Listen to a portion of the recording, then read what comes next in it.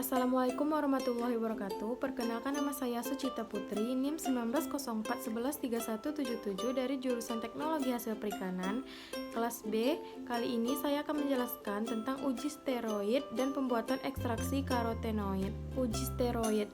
Steroid adalah suatu golongan senyawa triterpenoid yang mengandung inti siklopentana perhidrofenantren, yaitu dari 3 cincin sikloheksana dan sebuah cincin siklopentana. Dahulu sering digunakan sebagai hormon kelamin, asam empedu, dan lain-lain. Tetapi pada tahun-tahun terakhir ini makin banyak senyawa steroid yang ditemukan dalam jaringan tumbuhan. 3 senyawa yang biasa disebut fitosterol terdapat pada hampir setiap tumbuhan tinggi, yaitu sitosterol, stigmasterol, dan kompesterol. Kandungan terpenoid atau steroid dalam tumbuhan diuji dengan menggunakan metode penambahan pereaksi kloroform, asam asetat anhidrat, dan asam sulfat pekat yang akan memberikan cincin berwarna biru kehijauan. Uji ini didasarkan pada kemampuan senyawa steroid membentuk warna oleh H2SO4 pekat pada pelarut asetat glasial yang membentuk warna jingga. Alat dan bahan uji steroid. Alat praktikum yang pertama yaitu tabung reaksi, rak tabung, pipet tetes, gelas ukur. Bahan praktikum yang pertama kloroform, H2SO4, anhidrat asetat, dan sampel daun ubi. Prosedur kerja uji steroid daun singkong. Daun singkong yang segar dibersihkan lalu dipotong kecil-kecil. Selanjutnya daun singkong yang telah dipotong-potong tersebut selama 7 hari dikeringkan. Setelah kering, kemudian dihaluskan sampel daun singkong tersebut dengan menggunakan blender sampai halus. Setelah itu, daun singkong yang halus tersebut siap untuk diekstraksi. Pertama, sebanyak 0,5 gram ekstrak sampel daun singkong yang telah diekstraksi dimasukkan ke dalam tabung reaksi, kemudian ditambahkan 2 ml kloroform. Yang kedua, setelah itu, ke dalam filtrat ditambahkan 10 tetes anhidrat asetat dan 3 tetes H2SO4 pekat. Kemudian dikocok perlahan sampai larutan homogen dan biarkan selama 5-10 menit. Setelah itu larutan diamati, jika terbentuk larutan berwarna biru atau hijau maka positif mengandung steroid. Kloroform digunakan untuk melarutkan steroid karena steroid dan kloroform sama-sama bersifat polar. Hal ini sesuai dengan prinsip like dissolve like, maka pelarut polar akan melarutkan solut yang polar, begitu juga sebaliknya. Setelah itu ditambahkan 10 tetes anhidrida asetat dan 8 tetes asam sulfat pekat. Andihidrat asetat digunakan untuk membentuk turunan asetel dari steroid yang akan membentuk turunan asetel di dalam kloroform. Penambahan anhidrida asetat harus dilakukan sebelum penambahan asam sulfat pekat untuk memperjelas terbentuknya warna hijau. Sedangkan asam sulfat pekat berfungsi untuk mendestruksi kompleks asetilsteroid. Hasilnya diperoleh larutan hijau kecoklatan pada sampel uji daun singkong. Selanjutnya, pembuatan ekstraksi karotenoid. Karotenoid adalah pigmen yang memberikan warna kuning, jingga, hingga merah. Karotenoid merupakan pigmen pendamping klorofil atau zat hijau daun yang menjalankan fungsi penyerapan energi cahaya untuk fotosintesis.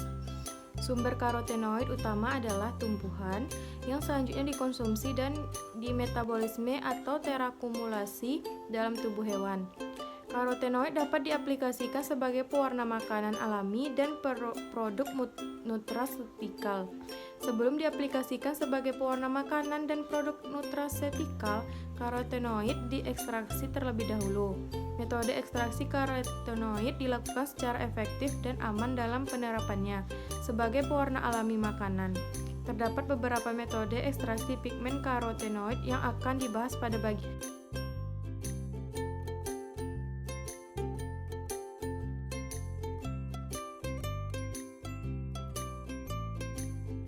Selanjutnya, bahan praktikum yang pertama, tepung kepala dan kulit udang, enzim papain 9%, buffer fosfat, Na2-eta 0,5 m, kertas saring, NH4-2SO4.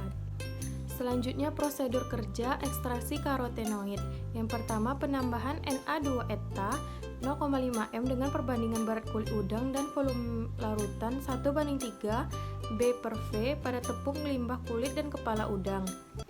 Selanjutnya dilakukan penambahan enzim papain dengan konsentrasi 9%. Kemudian diagitasi dengan menggunakan shaker kecepatan 200 rpm selama 2 jam dengan suhu 55 derajat Celcius. Proses penyaringan 1 dilakukan dengan menggunakan kain saring Hero. Filtrat yang didapatkan diatur pH sampai 7,5 lalu diendapkan dengan padatan NH42SO4 sebanyak 30%. Setelah itu dibiarkan selama 30 menit sambil diaduk menggunakan stirrer. Penyaringan 2 dilakukan untuk memisahkan padatan dari supernatan dengan kertas saring dan diharapkan padatan yang diperoleh akan bebas dari amonia. Supernatan yang diperoleh dialisa selama 48 jam dengan penambahan buffer fosfat 5 mM pH 8,0 sebanyak 80% pada setiap berat awal bahan kulit udang. Larutan yang di luar menggunakan larutan dengan konsentrasi yang sama agar kantung dialisa terendam. Selama 24 jam larutan di luar diganti dengan larutan buffer yang baru. Disentrifus selama 15 menit dengan kecepatan 4000 rpm. Kemudian presipitanya dikeringkan dalam oven pada suhu 50 derajat Celcius selama 1 jam. Sampel disimpan pada freezer minus 40 derajat Celcius sambil menunggu proses analisis. Pengamatan terhadap karotenoid yang dihasilkan meliputi identifikasi karotenoprotein dan uji antioksidan atau metode DPPH. Selanjutnya identifikasi karotenoprotein dengan menggunakan metode spektrofotometri UV vis. Yang pertama, penentuan kadar karotenoid menggunakan metode PORIM. Lalu ekstrak ditimbang sebanyak 0,1 gram dan dimasukkan ke dalam labu takar 25 ml. Sampel dilarutkan dengan N-heksana sampai tanda tera, kemudian dikocok hingga homogen.